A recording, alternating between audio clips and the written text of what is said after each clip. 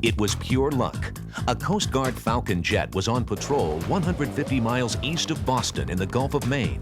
They were IDing fishing vessels, doing offshore reconnaissance, when pilot Steve Wood saw something out of the ordinary.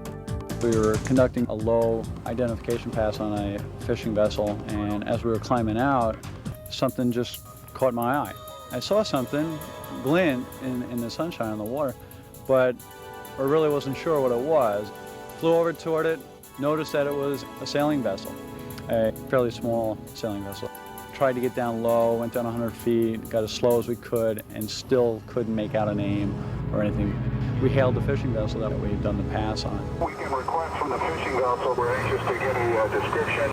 We guided them to the vessel, and they finally acquired it visually, and they went over and, wait a minute, there's somebody on it, and he's waving his hands. He's laying in the cockpit of the sailing vessels. He's not getting up. We're trying to talk to him. He seems exhausted.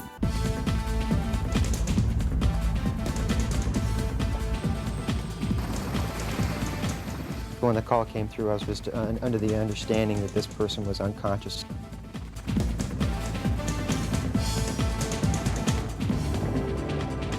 When we arrived on scene, we had to circle around several times because there were so many birds from the fishing boat near the sailboat, and that can create quite a hazard for us as far as a crash hazard, engine hazard. Take one in the engine, you lose an engine, then you're in the water, and that's a problem. One of our biggest problems was the fact that it was a small boat. If we put the basket litter down, would he be able to get into it? They were going to pick him up via the basket. I don't feel comfortable that it's a very heavy sailboat. It's too small. It was going to create a hazard with the hoist cable fouling up in the rigging. That's why we decided to put him in the water. They putting the rescue swimmer in the water or on the sailboat?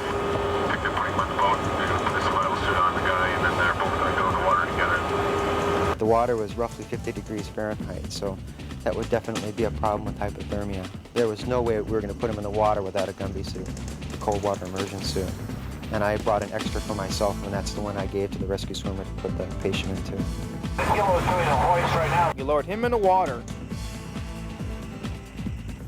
He swam to the boat. The gentleman, he was so tired, so dehydrated, so tired of being on the boat, that our rescue swimmer, John, had to dress this individual in the Gumby suit, put the man in the water.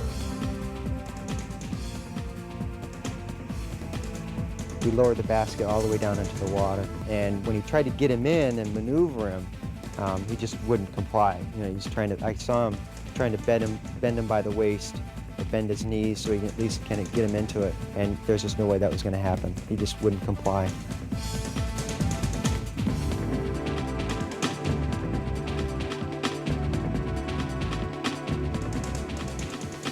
So then we just sent down what we call a horseshoe collar, or a horseshoe strap is what they call it.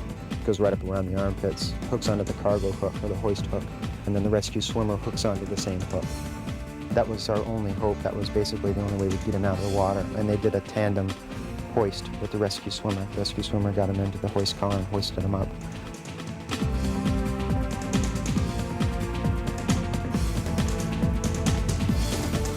Part of our basic life support is start an IV, administer oxygen, and treat the necessary injuries if there are any.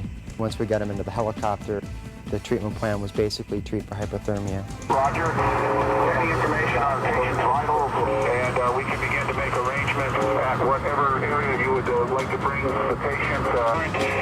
If he's able to give us any sort of a phone number for relatives. He left Ontario and was going to the Bahamas. He said that it was a rogue wave and it just threw him to the deck. He lost his footing and fell to the deck. I told him, I said, you must have a guardian angel. Nobody knew you were out here. We happened upon you. Just flying out here, doing our average ocean law enforcement patrol, looked down and said, whoa, what's that?